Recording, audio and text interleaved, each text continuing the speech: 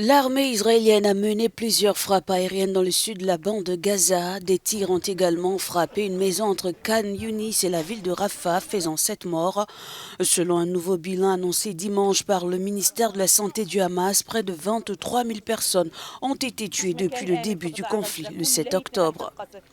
Il n'y a pas d'endroit sûr dans la bande de Gaza. Nous sommes tous sous les bombardements. Nous sommes en contact avec la mort et la destruction.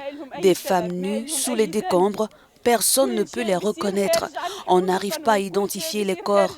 Les enfants sont tués sans raison. Ils n'ont rien fait. Selon le Premier ministre Benjamin Netanyahou, la guerre ne prendra fin que lorsque le Hamas sera neutralisé et les otages israéliens récupérés. Des otages, justement, qu'Osnat Sharabi essaie de ne pas oublier.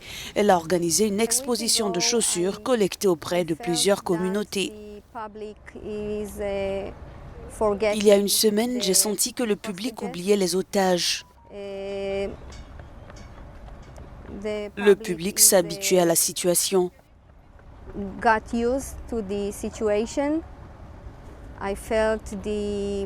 J'ai eu l'impression que le gouvernement et le monde entier ont cessé de prendre des mesures pour les ramener chez eux.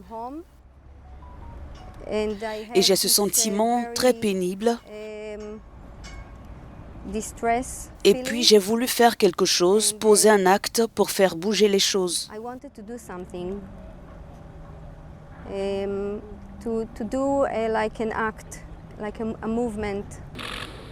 Josep Borrell, le chef de la diplomatie européenne en visite samedi à Beyrouth, a tenté de calmer les tensions à la frontière entre le Liban et Israël en annonçant une initiative euro-arabe visant à relancer un processus de paix qui déboucherait sur une solution à deux États. Il est temps de faire de notre idée d'une solution à deux États une réalité. Sinon, le cycle de la violence se poursuivra de génération en génération, funérailles après funérailles, parce que vous ne pouvez pas tuer une idée. Vous pouvez tuer des gens, mais vous ne pouvez pas tuer une idée. La seule façon de tuer une mauvaise idée est d'en apporter une bonne. Et la bonne est de faire vivre ensemble les Palestiniens et les Israéliens dans la paix et la sécurité sur une même terre. Le Hezbollah libanais a affirmé samedi avoir tiré 62 missiles sur une base israélienne suite à la mort du numéro 2 du Hamas.